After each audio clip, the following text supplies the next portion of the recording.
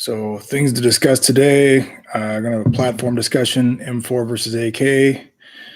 Talk about helmets because I know everybody likes to talk about helmets. And we're going to talk about radios and communication gear, headsets, and mics and whatnot. While we're getting started here, because I am going to post this later on the channel, why am I going live versus just making more videos? I was going to just try to film some videos tonight, but honestly, sometimes I just don't have any ideas. Get a little bit of writer's block. Don't know what to talk about. Don't know what you guys want to talk about. And videos are not interactive at all. This is interactive. So in a spirit of kind of expanding the community and actually talking to you guys, I decided to go live. That, and when you guys give me ideas and you chat and you throw stuff in there, it's a lot easier for me to make these videos when there's people interacting with me and asking me questions. So thus the live chat. The last one we did, I ended up posting it. It was like an hour and 40 minutes. In my opinion, it was way too long. Just kind of got off topic several times, and no one wants to sit there and listen to me talk for an hour. It's just not that entertaining. So hopefully we'll keep this one to about an hour. I can add some notes in the description about at what point we discuss what in the video. This is a patch I posted on the channel recently. It's made by Poppins Patches. Real high quality stuff. A local guy, that's his company. He puts out some pretty clever patches. I don't know if you guys are into collecting patches. Not really a huge thing for me, but I like this one. I like Wall Street Bets. I like the whole GameStop rebellion. I think it's entertaining. I only own 9 shares. I'm not a huge mover and shaker when it comes to the stock market, but it is kind of fun. So give him a look. Poppins Patches. Check him out. I told him I would plug him. All right. Dog Molotov. The whole ammo thing is the AR versus AK thing in the States is still a thing. Are you talking about like the price of ammunition? I mean, obviously we're talking about real steel now. I would assume it's easier to get 5.56 versus 5.45 or 7.62. Actually, no. I don't think one is easier than the other to get. I haven't looked up the prices of ammo right now. Luckily I'm in a position with what I have that I don't have to shop at the moment. I'm glad I don't have to. I've had other friends call me and ask me for if I would sell them some, and I'm kind of holding. I think 5.56 is 75 cents to $1 around right now. I have no idea what 7.62 by 39 is going for. Steel case stuff. I got several big 600 round tins of them. And I think when I bought those tins, they were $210. I have no idea what they're going for now. 5.45 is never been terribly easy to find. I don't have a 5.45 rifle. I wish I did. I'd love to have one in the future, but right now it is kind of cost prohibitive. I mean, 5.45 has always been expensive, but now I think the bear is just finding it. I know you could get a lot of military surplus back in the day. I don't even think it's legal to import it anymore. I know Hornady, if you guys are familiar with that company, they're like an hour and a half from where I live. Big fan of Hornady, and they do 5.45. It's probably expensive, but basically all shooting is expensive right now. All ammo is expensive, and it's just the just supply and demand. I know there's lots of conspiracy theories about government and whatnot, but I can tell you, even on the police department, we are having some issues finding ammo. It's expensive for police departments. It's expensive for you. It's no different. So it's just demand with politics and whatnot. And I don't blame. I totally get it. Christine Gonzalez. I live in New Jersey. They banned the sale of gun-looking toys. Do you think that would lead to an airsoft ban? Yeah, I believe that would definitely be the purpose of that is to ban airsoft guns. I mean, it's New Jersey. They ban everything. I can tell you from a law enforcement perspective, I worked the street for a long time, 14 years. No longer than that. Anyway,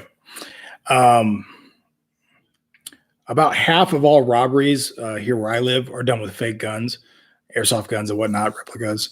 And some people are like, oh, we got to stop that. We got to stop people from using fake guns and robberies. And it doesn't bother me. I think it's I would rather have somebody be robbed with a fake gun than a real knife or a real hammer. Because if there's a fake gun, there really was never a threat of any injury. No property, whether it be your wallet or your credit card, is worth getting injured over or killed over. So it's still robbery by statute. A lot of states have laws that if you use a fake gun, it's treated by statute as if it was a real firearm. So I just don't think, legally speaking, that's a strong argument for banning, airsoft guns. We want to ban airsoft guns because they think they look scary and they hurt feelings. It doesn't really make any sense. But it's important for us, as airsoft players, to be, good ambassadors of our sport. When you see somebody doing something stupid, call them out for it. Because the guy who does, takes his airsoft gun to a local park and looks like he's invading, that's going to be a problem. That's the guy that gets all the news and, gives the entire sport a bad name, even though it's a very small percentage. So it's important that we be good ambassadors of our sport. So now you guys are talking. I'm sorry, I'm going to murder this name. Adesia Donnelly. How do you think about Glock carbine for CQB use? I'm not a big fan of pistol carbines. I'd rather use a short barreled M4 or like an AK-74U. Even sub guns. I don't like using sub guns very much, but for airsoft, they're cool. I just think they're kind of a dead platform in the real world. But I do love MP5s. I don't ever see myself using a pistol carbine, Glock or otherwise, for anything. It's soft armor is readily available in the real world, and a pistol carbine is essentially a pistol. As far as muzzle velocity and everything goes, it might be a little bit faster because it's a longer barrel, but they're not that accurate. They just don't have the muzzle velocity to be deadly and or accurate or have very long range. So not a fan. But airsoft's 90% aesthetic, and if that's what you want to do, go right ahead. I don't see it being any more or less effective than a short-barreled rifle as far as CQB is concerned. And there are some advantages to just using a handgun in airsoft for CQB because switching left and right, there's not as much a disadvantage going to your weak side, and you can really kind of peek around tight corners and really minimally expose yourself with a pistol as opposed to a rifle. Okay. Silencer Brooklyn. Is it true the police force and the armed forces frames Joe Biden's son for prostitution when Hillary Clinton and 3-year-olds in the bank? I don't care. That's politics, and that's kind of beyond the scope of what I'm talking about here. Airsoft and Milsim, maybe a little bit of Real Steel. I'm all about politics. I really am, just not on this channel. At the end of the day, we all get one vote every 2 years, and I don't think it's worth arguing every day about your one vote every 2 years, because it's not like I'm going to change your mind and you're not going to change my mind. Just be educated voter. I don't know what to tell you. I'm a big pro 2A guy, obviously. So, but I'll just leave it at that. I don't like talking about politics. It turns a lot of people off. The Magura, are you still using sandbag style equipment for core workouts, or are you doing a different workout? No, I still use the regular sandbags. I have 2 of them. I have about a 55-pound one and a 100-pound sandbag. I still like them. Still a big part of my workout routine is brute force sandbags. I don't use their app so much anymore because the workouts they posted on there got a little bit easier. So I just kind of make up my own. I was lifting a little bit heavier, doing a little more squat and deadlift and bench, adding some strength on in the last year. But due to some recent injuries that luckily weren't that serious, I'm going to go back to more push-ups, pull-ups, sit-ups, boxing stuff I did when I was a fighter, and the brute force workouts, more high rep, lower weight. Brian Linquinco, once again, I know I murdered your last name, Brian. I'm curious about your view on using low-end real optics, red dots, low-power scopes for airsoft. That is a good one to talk about. So I prefer using low-end or used real steel optics. For example, I just happen to have this one here to talk about. So this is a Real Steel Aimpoint M2. This is my current AK that I'm using. This is the Arcturix AK-01. So I've only fielded it once. Great gun. Still working out the kinks in it, but I like it. I bought this M2. I got a good deal on it from a friend for, God, it was probably 10 years ago now, for $200. I used to buy cheap airsoft optics, and like everybody, they break because they're cheap and they're Chinese, and you're done. You're better off spending $200 on a used one that you like, that's real, and you'll have it. And then, buy once, cry once sort of thing. Where, some of the airsoft ones are like $100. Well, for 200, you could have a real one. I like Vortex optics. I like Vortex scopes. My airsoft sniper rifle has about a $400 Vortex optic. Actually, it's probably like $300 with my discount, but whatever. The nice thing about Vortex is they have a really good warranty. Even a BB strike hitting it, they don't care to replace it. No questions asked. You don't have to worry about them breaking. Currently, my SR25 has a Vortex Viper 2 1-6. It's a $550 optic. It wasn't supposed to be on there permanently, but it's really just like ammo and all things tactical right now being in short supply. I couldn't find the cheaper version. I wanted to get the Vortex Strike Eagle for it and use that for airsoft. I think those are about $300, but I couldn't find one. So that Viper 2 ended up staying on that airsoft gun a lot longer than I intended. And I discussed it in the video when I talk about the project. Is it way too nice a gun or optic for airsoft? Yeah, absolutely. It's ridiculous to have a $550 optic on an airsoft gun. Having said that, I enjoy it and it works well, so I'm going to keep using it. I don't see any reason to stop. But I understand why people wouldn't want to spend that kind of money. Did you ever come to Arizona for the February class? I totally missed it. No, that whole thing got torpedoed by COVID. That Gunfather Academy where I was going to come teach, nope, didn't happen. And just, I think we rescheduled it twice, and it just, COVID kept torpedoing it and making it difficult. It just wasn't worth the trouble in the end. So we're going to have to wait till this whole COVID thing is over and then maybe come back and readdress it. The Maguro. What is your favorite ugly gun? AKA guilty pleasure platform gun. Ugly gun. Well, obviously I like AKs. AKs are a pleasure, or like secret pleasure. I love AKs. I think they're great.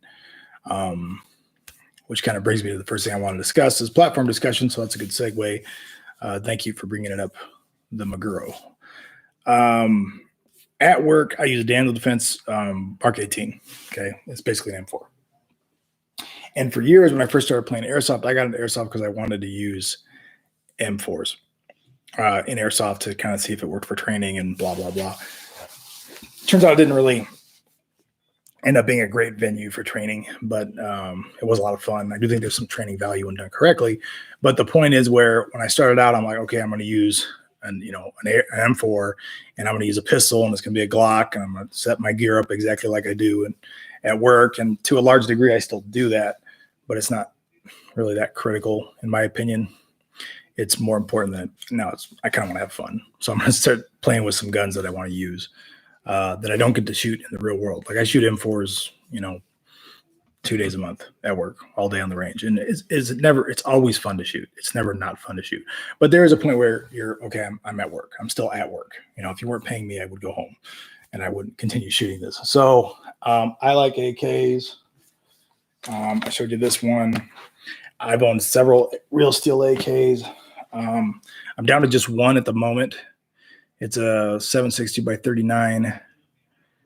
It's an Arsenal. It started out as an Arsenal Sam 7K pistol with a brace, and I did an SBR on it, and I did a lot of work on it. When it comes to, if you like gunsmithing, I'm into gunsmithing, and it's one thing to work on ARs. I've built like 5 ARs, and it's easy. It's like Legos. You can look up on YouTube how to do it. AKs are different. AKs are like blacksmith. It's a one-shot deal for a lot of stuff, and if you screw it up, you just screwed up your gun, so you're done. I mean, I've never made an AK receiver, and my current AK is it's not stamped. Most AKs you see are stamped. as opposed to milled. My current one is milled. I've heard most guys who are big into teaching AK-oriented classes prefer the stamped because it's more traditional. But I've also heard that neither is more accurate than the other. I've also heard that the milled are more accurate because of tolerances. I don't know which is true. So my current AK, and I only own one, is an SBR. So I should have grabbed it to the other room in the safe and showed it to you guys. But then I don't know, YouTube with their rules might ban everything and strike everything down. So, but yeah, that's basically anymore. I do currently, at least for this season, I'm going to either use this AK or my SR25, which is a Simo Platinum. Really like that gun. Great performance. It's not really an M4. This is my M4 here. Still had to pull it out of the case. I haven't played with this gun in a long time. This is the ICS Captain M4, and I put a Aero Precision rail on an M-Lock rail. I love this gun. Great gun. In my opinion, the slider style hop-up units you're going to find in the AKs are superior to the stock hop-up units you're going to find in like an M4, like a version 2 gearbox M4. Now with the max hop, people upgrade their hop-up units. It's probably a wash. But for me, for work professionally, obviously I prefer the M4. It just has better ergonomics. Everything's set up smarter. It's just faster. It's easier to reload. It's easier to use. Everything's easier. Okay, on an AK, everything's slower. It's clunkier. The reloads are kind of weird. It's just not as cool a gun for as far as just raw performance goes. It's behind the times, but there's just something cool and sexy about an AK. I just love them. So, and they are theoretically every bit as accurate as an M4 ish. The trigger kind of sucks. M4 triggers are a click, where AK triggers are more of a clunk. But once you upgrade the trigger, they clean up quite a bit. Moving on. Helmets. I am not a big helmet guy. Helmets are all the rage in Airsoft. I am drinking Jack Daniels. Helmets all the rage in Airsoft.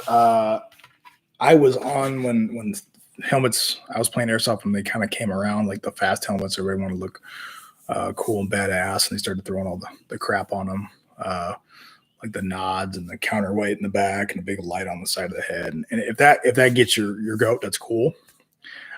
Personally, I like it when other guys wear that on the other team because they're very easy to spot. And I used to play around with those helmets too. I tried to make them so they were, with the soft covers on them. And there's lots of crap I did to try to make it less visible that I was wearing a helmet. And it just never worked out. And I would ask guys that did see me and shot me in like a woodland game. I say, hey, what was the first thing you saw? And without fail, every time they're like, yeah, your helmet. It's just that smooth, big outline. It just doesn't look natural. And it's really easy for the human eye to pick up, and it's easy to spot. And so I like when other guys wear them because they are easy to spot. And if they're peeking out around a tree or over a little rise, it's just like, oh, there it is. There's that huge helmet. And it's a big target. I mean, when you're trying to maximize your use of cover and you're trying to just barely peek around a piece of cover or peek over, which I would not recommend, but if you have to peek over, you got to peek over. You're just making yourself a bigger target with that helmet. Because at the end of the day, of course, the BBs/bullets, they're not real. So you're not really gaining an advantage. Some ops require them. I know a lot of American Milsim ops require them. If you're going to be in a vehicle, you got to have a helmet. For that reason, I have this one. This is a repelling helmet, and I spray painted it, rattle canned it brown. So I usually play tan, so it matches the faction. But when I do repelling on the SWAT team every other month, this is what I wear. It's just a repelling helmet, which is a glorified bike helmet. These things cost like $30. So if an op requires me to wear a helmet, I'll bring this. And if I'm not on a vehicle, I'm just going to attach it to my belt because I don't want to wear it because it's hot and it's uncomfortable. And once again, it makes me an easy target to see and an easier target to hit. So I kind of go against the grain of a lot of guys who like wearing cool, fast helmets. I wear a cool helmet at work. When I'm doing the SWAT thing, it's Team Windy. Is it comfortable? Yeah, it's a comfortable helmet, but at the end of the day, I don't like wearing it more than I have to because wearing helmets all day kind of sucks. And most of the time when I play, right here, soft cover. That's it. Keeps the sun out of your eyes. So if you're looking for somebody who looks really cool while they play Airsoft or Milsim or whatever, I'm not the guy. I don't look that cool. I don't. I have camouflage and cap, plate carrier. Not lots of extra bullshit on it. The Maguro. Have experience running an AK-70U with stock folded and Airsoft. I run mine with the stock folded, but I'm more consistent with stock unfolded. Folded stock is much easier to switch from right to left folded. Yeah. Folded stocks are a specific design feature for a specific function. Okay. One is storage. It's just practicality. It's easier to store a gun in a backpack when the stock is folded. Two is vehicle operations. If you've ever used a rifle in a vehicle, it's a pain in the ass trying to maneuver around a full-length rifle in a vehicle. So whenever I do vehicle stuff for work, you're using a handgun, you collapse that stock all the way down. That would be a good reason with the AK-74U to fold that stock in. However, if you're out of a vehicle or you're not, transporting it or not in kind of a whatever position you're compromised in, or you can't use the full stock, I would always use the full stock. You're always going to be more accurate. It's just easier to point things when you have that extra point of contact on your shoulder. It's like when you have, take a long stick and put it to your shoulder and point at something and see how easy it is to point at, as opposed to take the same. I just want to say that, I came to this country when I was 18, just finished high school, came over here. Okay. I don't know why YouTube turned on the phone. As opposed to using a small stick without it on your shoulder and try to point at something, it's going to be much more difficult. It's just rifles are always more accurate. So, and it's because they have a shoulder stock. It's a common sense thing. I do see a lot of people running SMGs and stuff with the stock folded. It's not smart. It's not effective. It's if you're close range, it's going to be good, or it's going to be good enough. But you're always going to be more accurate with the stock. One guy from Ukraine. Have you ever been told that you look like you should play the Punisher? Yes, I know I look like Jon Bernthal. I've been told I look like Jon Bernthal all the time on the channel. It's kind of a running gag. Yeah, I'm not Jon Bernthal. We're about the same size. We're about the same age. I think he's a little bit older than me. But funny story, when he was on The Walking Dead, he was Shane like the first 2 seasons when that show was big. I would get people would come up and talk to me all the time and say, "You look like Shane." And I'm like, "Yeah, I do." And then it became really rapey at the end of the 2nd season, so it wasn't cool to look like Shane anymore. But then he went on to do lots of other cool stuff, like be the Punisher on Netflix. So it was cool to be Jon Bernthal again. But yeah, he's even got a fucked up nose like mine from being broken. So yeah, I'm not Jon Bernthal. But yes, I get told all the time. Hi from Germany. Hello, Kobe from Germany. Love your vids. Keep it going. Thank you. I appreciate the support. Been trying to put out more lately. I'm trying this live thing and seeing how this works. I'm a little bit of a perfectionist. I'm my own worst critic. So for every 2 videos that you guys see that I post, there's another one that I make and I don't post it at all because I just don't like it. There would be something about the content or the tone. I just don't like it, and I can't get my head around it, and I just delete it and scrap it. So that's what's different about the live stuff is that I it is what it is. I can't I make mistakes, and it is we're here live. I can't undo it, so it's here for the world to see. Shot Caller is an amazing film with Bernthal. I didn't know he was in that. I saw the movie. I don't remember John. Oh yeah, he was in that. Yeah, you're right. I like. Yeah, Bernthal's in a lot of good stuff. Tips when moving cover to cover. You're talking about IQ My. Are you talking about like CQB? Or are you talking about outdoors, like woodland?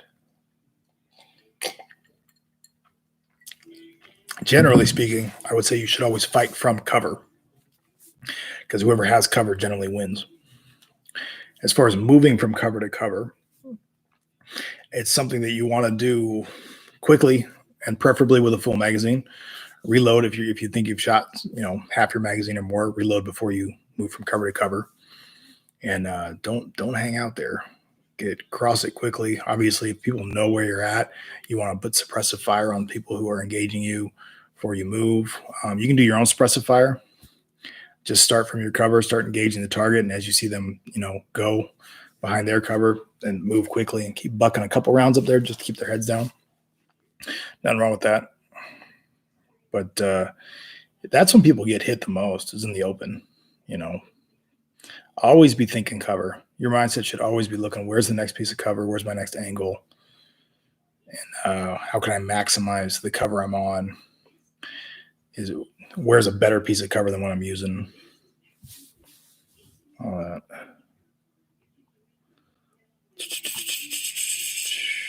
Outdoors. Yeah. If you're using cover outdoors, get between them quickly. Now, if you don't think you've been spotted yet, like in woodland, it's kind of like hide and go seek. It's who sees who first in range. Then you don't want to move quickly from cover to cover because that fast movement, the eye is attracted to that fast movement. So you running really quickly, that's going to draw the people's eye.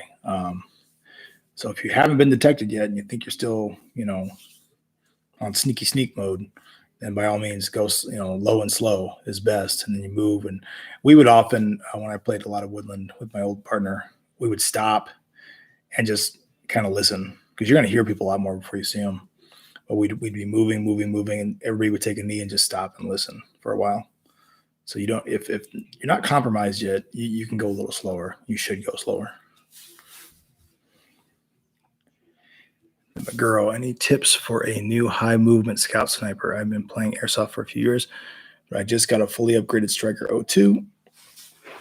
And I find that I'm fighting on the front lines, but with a sniper.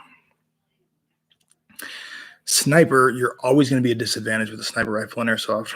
You just are. Airsoft is accuracy by volume.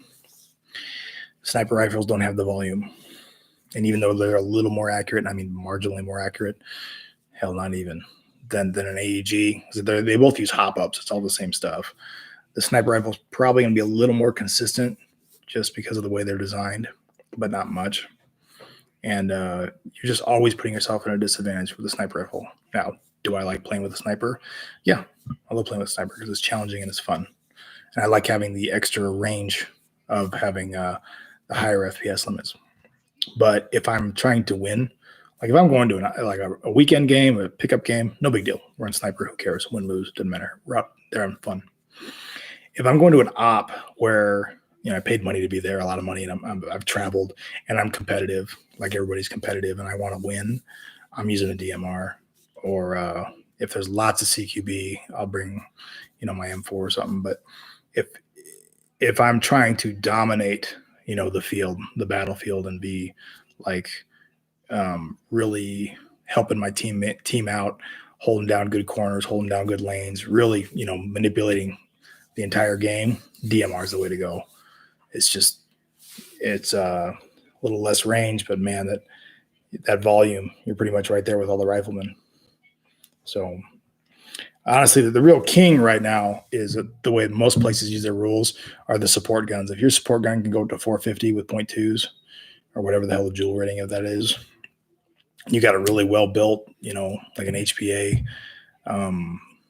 support gun, man, you're going to dominate. Those are really the best guns right now as far as raw effectiveness. So high movement scout sniper. I mean, if you were going to do a sniper, I would do one that was with a light, sniper rifle. I do like those Striker 02s. I think they're cool. I've just never gone through upgrading one. I almost have. I had a guy at a game last weekend had a CO2 powered one that I thought was pretty neat. So it was really small and light. Could be a lot of fun. I don't think it's going to be particularly effective, but Airsoft isn't always about being effective. It's about having fun. So have you tried HP and Airsoft, and when yes, what do you think? I have used other people's HPA guns. Whenever anybody has a new gun, they always want to, show it off. So, try out my gun. Yeah, try it out. I haven't made the leap to HPA yet. I just don't want to fuck with the line and the tank, and I just haven't really had an extra $600 to really build one the way I want to. I do believe that's the way the sport's going. I don't believe that there's anything inherently superior when it comes to HPA as opposed to an AEG, other than maybe some reliability. I mean, they can be more reliable, and the trigger response is better. But I mean, how often does trigger response really decide whether or not you win an engagement? In my opinion, not that often. So I like my AEGs. I like just having an extra couple batteries in my pack, and if it runs low, I can throw a new battery in and I'm good to go. It's a lot easier to carry extra batteries than it is extra tanks. And every place we play right now weekly is paintball field, so we can refill those tanks. I just really haven't made the leap yet. I haven't seen a reason to. I'm still effective with my AEGs. I'm going to keep using them. Side note, one concern I have with HPA, and it really, cheaters are going to cheat. It is what it is. They'll always find a way to cheat. But I think not every HPA user is a cheater. I sincerely believe that all cheaters use HPA. I think there's a lot of guys that are, whether it be by overvoluming the cylinder or any number of ways you can get around the rules, especially whenever I see someone using a very short barreled HPA gun, I'm kind of leery of those. I'm like, really? Because it's very easy to overvolume them and set them up. And honestly, a lot of guys just get caught cranking up those joules, and I know why. I don't understand. Anytime you're doing that kind of approach, you're compromising everybody's safety. You want to win so badly that you want to hurt people in airsoft. I don't get it. If you want to hurt people, go be a fighter. I was a fighter for years. Young man sport. I like this too, but I'm too old to fight, so I play airsoft. But if you want to hurt people, go be a fighter. I don't understand it. I don't understand any time people build guns with 50 BBs per second and light people up in the staging areas and overshoot people just to hurt them. I don't know what they're getting out of that. I think it's ugly. I think it's the ugly side of the sport. I think it's honestly, if you some of these videos you see, like at some places in some of the more bigger CQB fields, like in California, where these kids like shoot each other in the staging area and the game's not even on and they're lighting each other up. That's assault. That's assault. And you should be charged. You don't deserve to play this game. So it's a crime. Treat it as such. Oh, I'm way behind.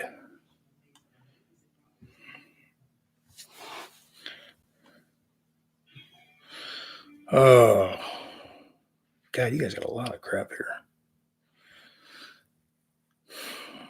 Hiram. I've been running the M4 platform since I started playing and joining RPK AK gang to change things up.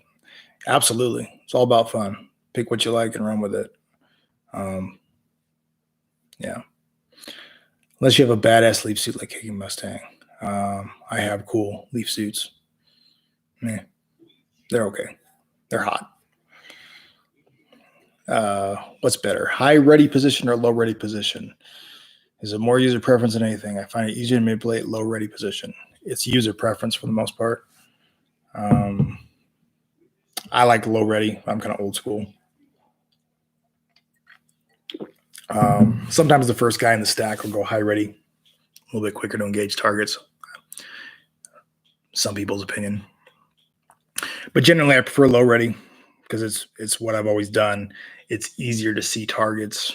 I like having an open field of view. I don't like having a gun up in my eyesight. So generally speaking, I do low ready, but it is personal preference. Have you considered a glass bag? Stephen Chen, have you considered gas blowback rifle? The extra challenge in manual arms is pretty fun. Nope, never. I have played with other guys and it's just a big headache, in my opinion. I know like the guys who are like really hardcore gas blowback rifles, that's like their thing. They're like vegans and CrossFitters. They like all they can talk about is their damn gas blowback rifle. It's such a small percentage of the community. And God bless them. All airsoft is good airsoft. We're too small a community to start attacking each other. But yeah, it's not my thing. You're just too much of a disadvantage. The magazines are too expensive. It's a pain in the ass to refill them. There's no consistency, especially if you're using green gas, which most guys use. Shot to shot, your consistency is going to go to shit. They just don't perform as well, and it's a lot of work, a lot of disadvantage just to have that trigger response and what you think is recoil, and it does not compare to real recoil. It just doesn't. But if that's what you like using, go right ahead. But if you want, it's definitely not a better, as far as it's not more advantageous over an AEG.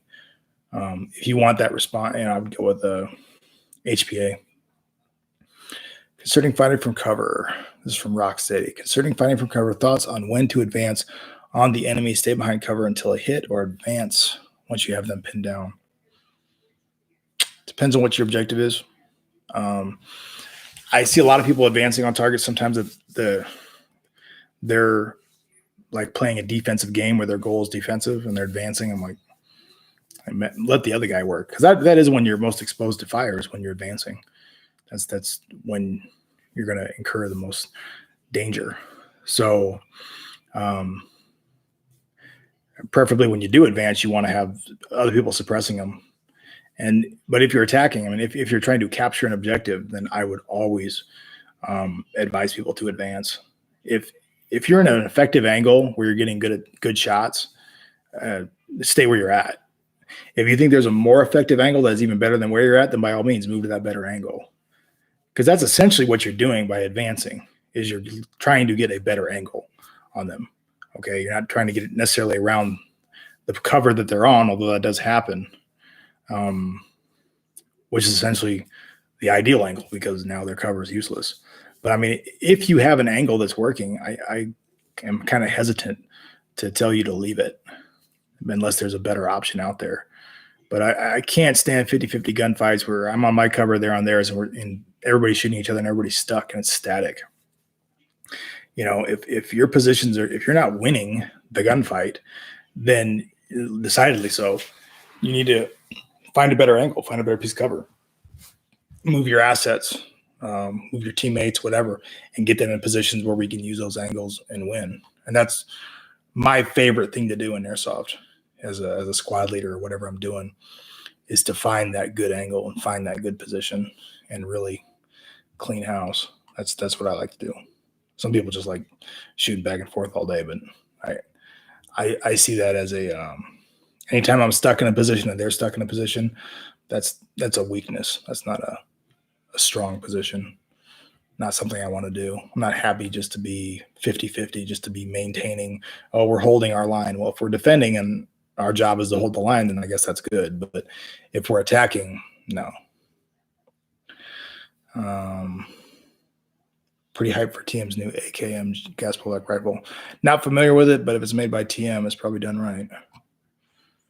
The Maguro, yes, the cheater and HP overlap is high. Also, people who are toxic. Sadly, my cousin started playing like this and was banned from under our fields. Yeah, it shocks me when people get banned from fields and they start making excuses for why they got banned, like they were targeted because they were too good or something. I don't know. If you've ever been banned from a field, you should do some kind of self-reflection as to why you were banned. You're not doing something right, because most airsoft fields I've gone to are pretty laxed on the rules, honestly, almost too much so, in my opinion, for safety purposes. But I see a lot of people get away with a lot of crap, and if you're actually getting banned, you're probably pretty bad. I've only banned one player back when I used to put on games. I only banned one player in probably the 7-8 years I was putting on games, and eventually I let him back in. So after like a 2-year break, he matured. Is it assault? I've heard others say it's to be expected in airsoft. John Doe. No, it's assault. It's assault. If you're playing the sport and you're in the context of a sport, okay, like let's use a sport I love, boxing, okay, and we are in the boxing match. The match is going on. Okay, that's not assault. That's the sport. Okay, but let's say the match is over, and The other guy gets declared the winner, and I'm upset about it, and I turn and I hit him.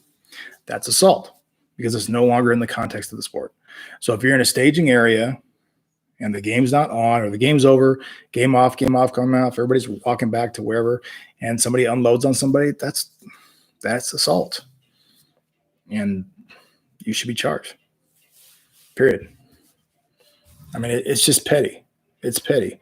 If you're going to do it, fight them like an adult. And I don't encourage people to fight, but it's like, I'm so angry at you for whatever reason because of Airsoft, and there's nothing in Airsoft that's, in my opinion, worth getting in a fight over. It's so stupid. But why are you going to shoot him with your Airsoft gun? And be a man. Go in the parking lot. Settle it. Like we used to do in the 80s. Before everybody got so weak. Okay, moving on. Fail. Can you discuss more about your experience with the Leaf suits, Viper hoods? Are they useful for a mobile assault role or stationary only? In my opinion, they're better, more stationary. Once you start moving a lot, you're easier to pick up. Granted, you move and then you stop, and once again, you're stationary. So it's always good to have them. They take some doing. They take some work. You got to have the right time of year and the right environment. It doesn't have to be like dead on match to the environment, but it helps to be about 90% match. Because if mine is very brown, and in the deep summer when everything's green, it's actually probably a detriment to me because even though it still breaks up my outline, it's a brown outline, so people can more easily spot you. Yeah, I prefer using them like where I'm at in Nebraska. When it's like really green in the summer, you can wear damn near anything and stay hidden because it's just so thick. So I think the best time to really use those hoods and those camos is in the spring and the fall when it's more brown out, and that's when they're really going to make a difference. They take a lot of getting used to. You gotta like for mine, I gotta wear a ball cap. If I'm not wearing a ball cap, the edge of the hood's always moving and shifting and getting in my eyes, and it's a real pain in the ass. And it can be a little bit claustrophobic, especially when you can't. So you got that hood up, and it's really hard to see to your left and your right, and you don't realize how much you are always have your head on a swivel in a game until you limit your field of view. So it can be kind of difficult to get used to. And there's times when even when I have it on, I'll throw it off because I want to see. It's more important because we're assaulting and I need to see everything. And there's times when I'm holding down a lane where maybe my right side is secure. It's the edge of the field or whatever. And I'm more comfortable limiting my view because I know where the enemy's coming from. And I know generally over here, there's nothing and there can't be anything over here. Then it's a lot easier to use them. Also, at what point do you pack up and leave? I've had dudes get in the face for not using surrender. I'm here to play, not fight. Yeah. There's no reason to get angry in Airsoft. We're all competitive and everybody gets fired up about stuff. But at the end of the day, it's a bunch of grown-ass men shooting each other with BBs. It's tag at range. It's fun. A lot of fun. Love it. But I think a lot of people invest way too much of their ego in their performance at an Airsoft game. And then when they don't do well, they're taking a personal attack. I don't know. I used to be a lot more competitive in Airsoft than I am now. So, hey, Phil's here. Yeah, I don't know. Have I ever left a game? I think once I left a game on a dude's private field. It's basically his parents' farmhouse, and there was clearly no field limits, even though they did a chrono. But this kid's friends apparently could shoot whatever they want, and there was somebody using an HPA sniper that I swear to God, it hit a couple of my guys, and they were all like, "What was that?" It's like the guy was, shooting ball bearings out of a wrist rocket. It was hitting these guys hard, like big welts on their head at a range of like 200 feet. And we packed up and we left. And I told the kid, I'm like, that's not safe. I actually put a red rag up and I went looking for the kid. I couldn't find him. But I was like, because I think he saw me coming and scurried off the field. But I said, we're not playing here. We're never going to play here again because you clearly don't care about safety. And, you can say I'm a wuss or not, whatever. Been there, done that. I've done sports that were all about fighting. That's why I'm so pretty. You guys ever wondered? That's why my nose is messed up and I got this big scar. It's all from fighting.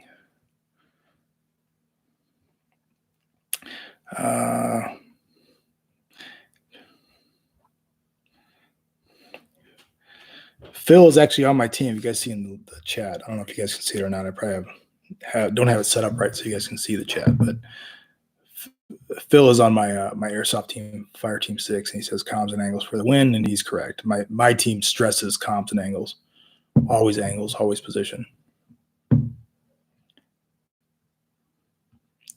Steve Chen.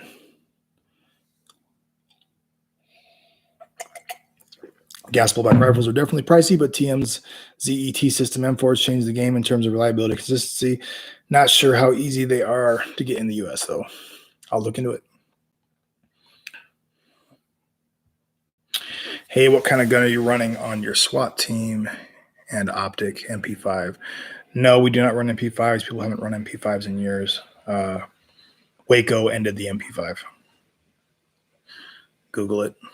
The 9mm doesn't work well against people behind cover, especially when they're shooting back with AKs. We run Daniel Defense Mark 18. The current optic is Eotech. We used other things though in the past.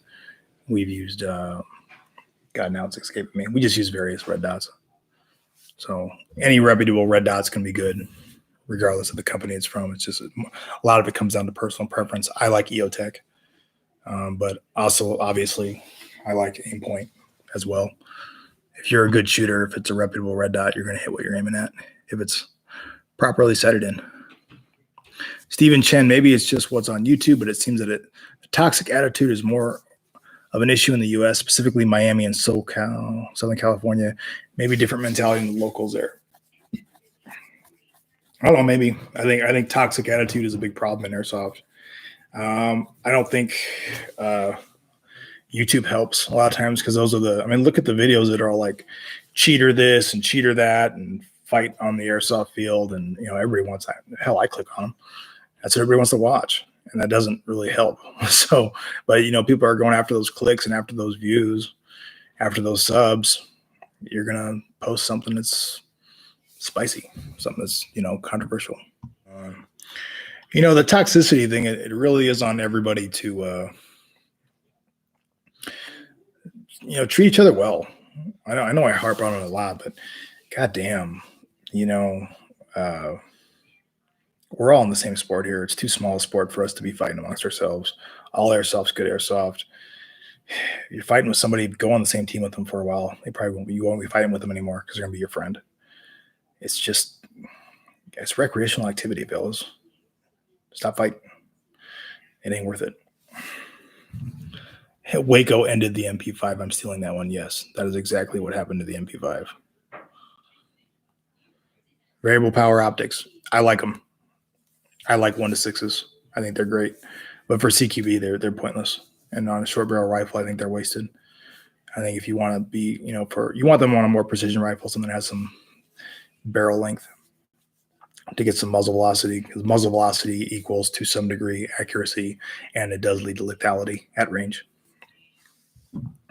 So there's people that debate it all. 10.5-inch barrels as accurate as an 18. Yeah, it's true. Or it can be, but it's not going to have the muzzle velocity, and therefore it's not going to have the at range, the lethality, and also it's going to drop faster, and your drops can be a little more difficult to calculate. Where do I start to learn CQB? Honestly, YouTube. There's a lot of good stuff on YouTube, limited penetration and stuff. Unfortunately, a lot of airsoft fields, you're going to run into a lot of bad information. Anybody that is teaching you up to stack and flow into a room, like the first guy goes left, the first guy's always right. And, one guy goes left, one guy goes right, one guy goes center, and button hook and crisscross and all that crap. That's really old stuff. That's like 1980s SWAT. That's not how it's done anymore.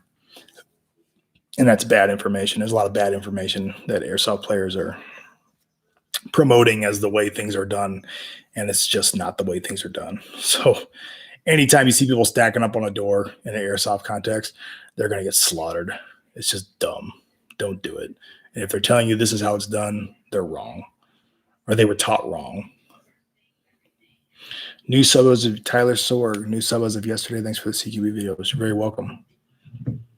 Hiram, I use those optics for outdoors so I can make sure I'm hitting the person and not falsely accusing people of cheating.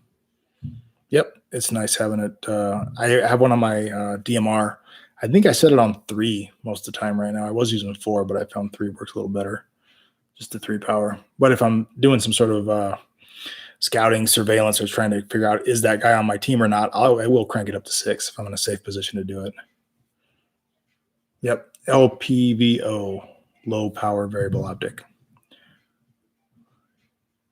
What grenades, if any, do you use? I use Thunderbees, and they're old school. But I had a lot of people that knew I still used Thunderbees, so they kept giving them to me, like the ones they had left over when they switched to something else. So now I have like a crap load of Thunderbees and a crap load of CO2 cartridges, and I don't think I'm ever going to use them up. I did a video on them, the way I use them. I basically drill a hole in the CO2 cylinder so they go off in about 2 seconds. I think that's the key, is they got to be short, the fuse. You don't want a long fuse on your grenades in airsoft, or honestly, in my opinion, in the real world either. Short fuse is better. You want to be safe and consistent, and airsoft consistency with the grenades is a nightmare. They're not that consistent, but I've got mine down to, depending on how warm it is outside, about 2 seconds. On a really hot day, that's going to be 1 second, so throw it fast. Preferred load-bearing equipment, belt harness versus chest rig, plate carrier. Depends on how hot it is. On a really hot day, I'll run a chest rig just because it's more comfortable. Most of the time, I run a plate carrier because training aspect, plate carrier at work, want to wear plate carrier, airsoft. I have it right here. This is old school. Still works. I have a hard time getting rid of it. It's a Banshee.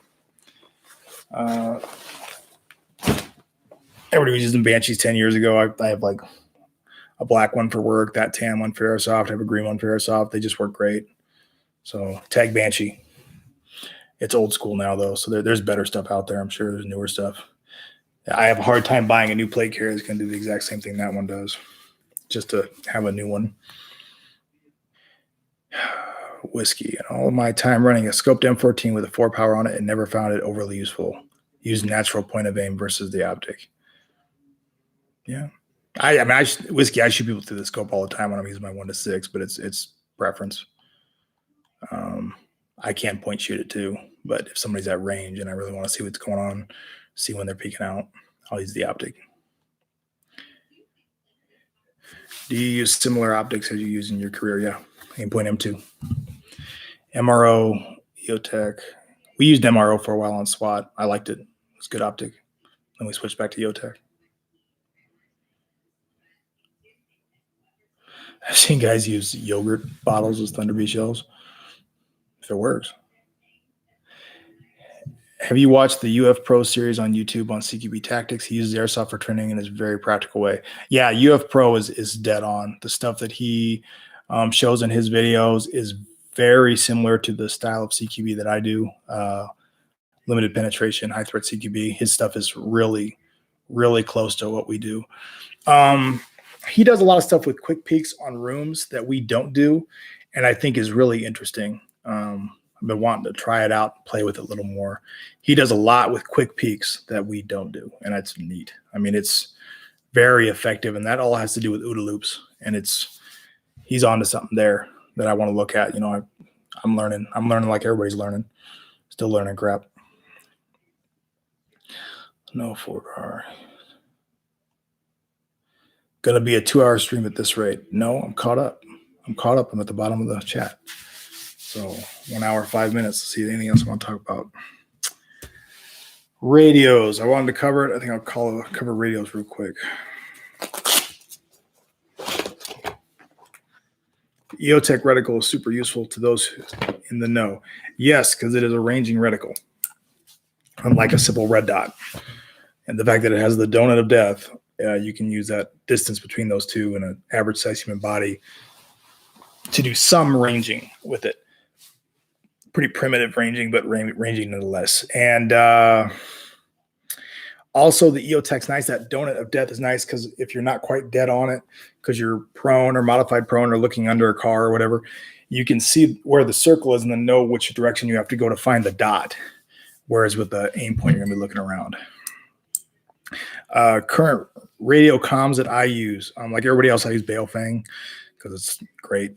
Back in the day, there were iComms. It's an old Japanese company, and there was a lot of what was the other one we used? The Talkabouts, Motorola Talkabouts. I still have a Motorola Talkabout. Still works great.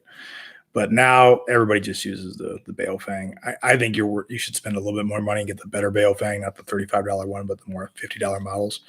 Man, they're so cheap. This is the GT5TP. I did a video on it. Cool thing about this one is it's got a rocker switch. And like here, I got a rocker, push to talk. Same thing. There's an up and a down. And if you're running multiple channels, like command channel and a squad channel, it's nice to have that rocker so you can talk on both. Big advantage. That's why I like it.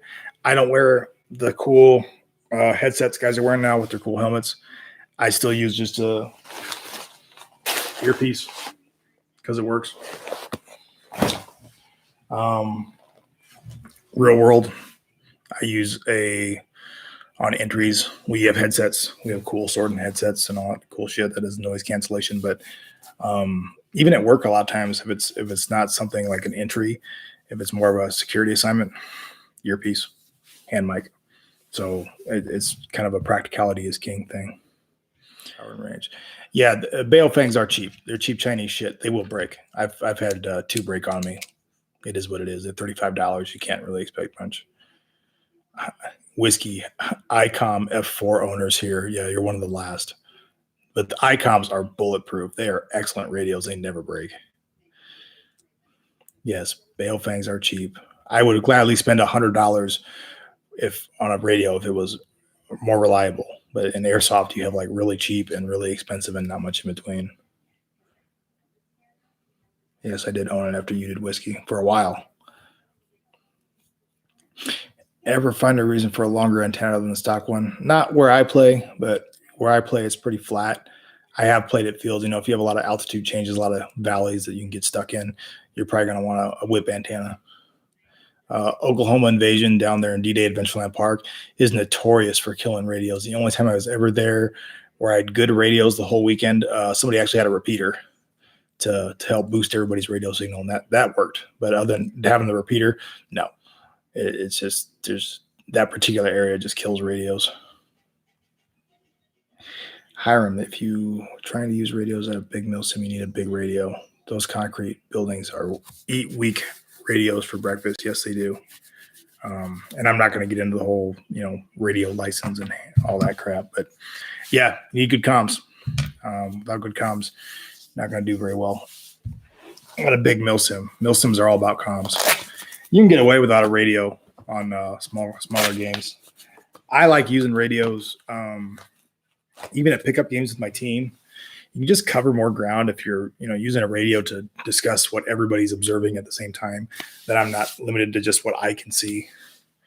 People can tell me where the other enemies are at. I can kind of get an idea of what's going on in the whole field, and therefore get a better strategic response from me on where I'm going to go and where I can best, help the objective. I think honestly that's the difference between good teams and mediocre teams. It's not necessarily that they play better or they have better guns. Everybody always goes straight to the gun.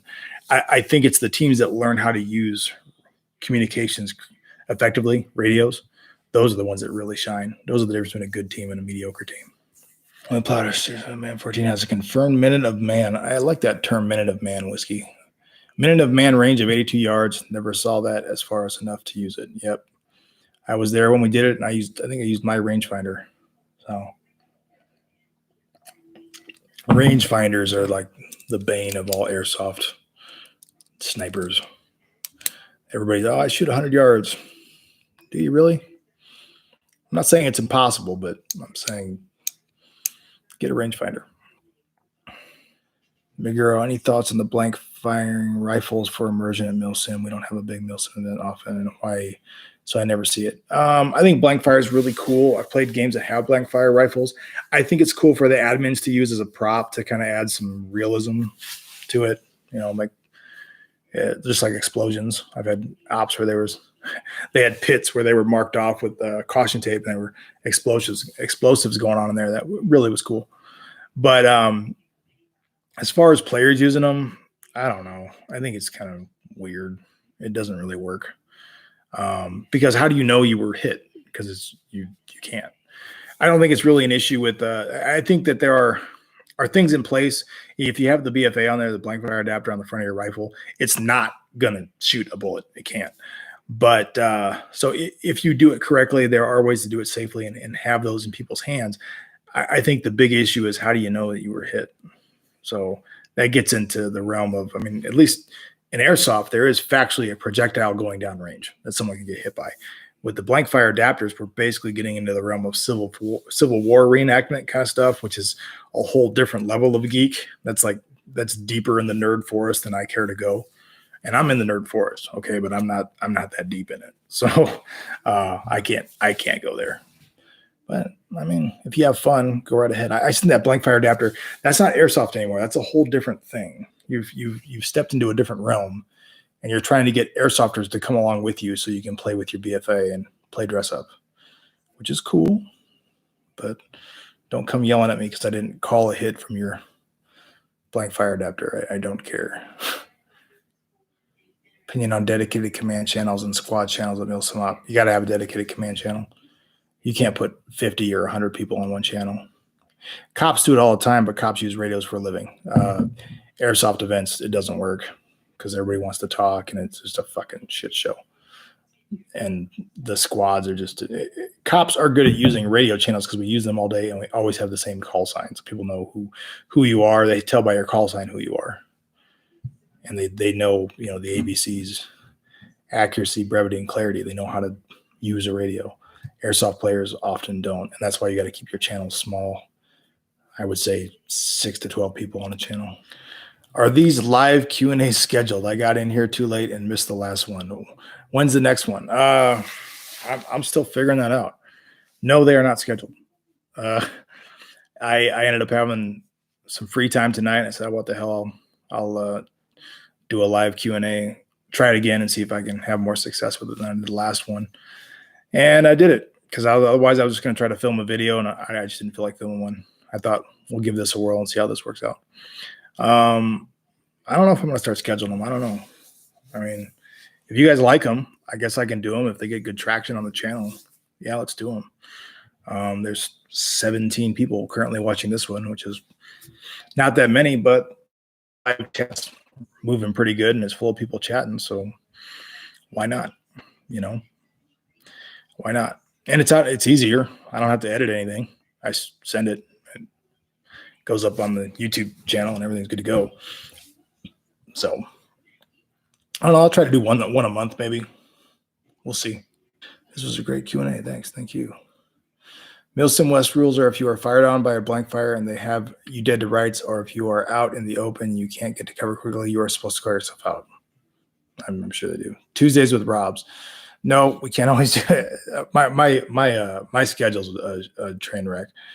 Not so much my work schedule, my custody schedule, and it's tough with I have 50-50 custody of my kids, and when my kids are here, it's totally different than when my kids are not here. Obviously, I don't have my kids, so I can sit down here. There's an Xbox in front of me that if my kids were here, they'd probably be playing it. So mostly Fortnite, and I'm horrible at Fortnite. But my son likes me to play with him. Answering questions with a drinking jack beats filming a video. Yeah, you're probably right. Cheers. I watched the last one while I'm working from home. It's a podcasty vibe almost. Yeah, that's what I'm going for. Freeform, discussion of stuff. A little more interaction with you guys back and forth. The last one I watched it again. I didn't like it because it was too long. Two, I think I was swearing too much, and I was a little bit worried about YouTube when they reviewed it. They would get ticked off about it, so I opted to delete it. If you saw the last one, lucky you. There were like 225 views when I deleted it today. So we'll try to clean them up in the future. YouTube, their restrictions on videos is a real thing. You got to be careful. And I'm just now getting to the point where I'm maybe getting popular enough to be on their radar. Maybe not. Maybe I can still stay below the radar for a while because I'm not that cool. But I don't want to put the effort in making something and have it get axed. I mean, hell, they have algorithms that can detect if you say a name you're not supposed to say because, freedom. But whatever. That's how long I've been on Xbox, is I have a really simple one. That's me. Or it's my son. So if they're playing poorly, it's me. I'm garbage at video games. I'm horrible. So, and if they're playing well and you hear a prepubescent voice saying "get owned, noob," that's my son. So I'm gonna shut her all down. That's long enough. Gone about 18 minutes over where I wanted to go. Thanks everyone for joining. Thank you for being in the live chat and participating. This doesn't work if you do not participate. I'm gonna shamelessly plug patches here. It's my Gunfather Milsim patch. My first order of these was 50, and I'm down to less than 20. And oddly enough, I send more of them, or as many, overseas as I do here in the United States. I've sent them to South Africa, Germany, several to England, France, and Spain. I've sent them, and one to Canada. And oddly enough, one to North Pole, Alaska, which was a funny story. But so yeah, I have less than 20 left. If you want one, send me a message on the Facebook page, Gunfather Milsim, or email me at gunfathermilsim@gmail.com. And I will arrange to send you one. They cost about $8 here in the US. If I got to ship one overseas, it's probably going to be about $21 because about $15 of that is shipping. Okay. I don't make a dime on them. I'm not making my millions on Gunfather Milsim patches. I'm just trying to get the word out. I like seeing people wearing these patches. If you get one, send me a photo with you wearing it in your kit. I'll put it on my Facebook page. I just like getting the word out there. Link for patch. Yeah, there's no link. I just told you. But I just want to stress to you guys, this channel is not about me. It's not about any sort of celebrity bullshit. I'm an anti-celebrity, airsoft celebrity kind of guy. It's about the content, and it's about the yes, just to confirm, gunfathermilsim@gmail.com. Yes, sir, that is it. But my channel is about the content. It's about the information. It's about learning to be better players.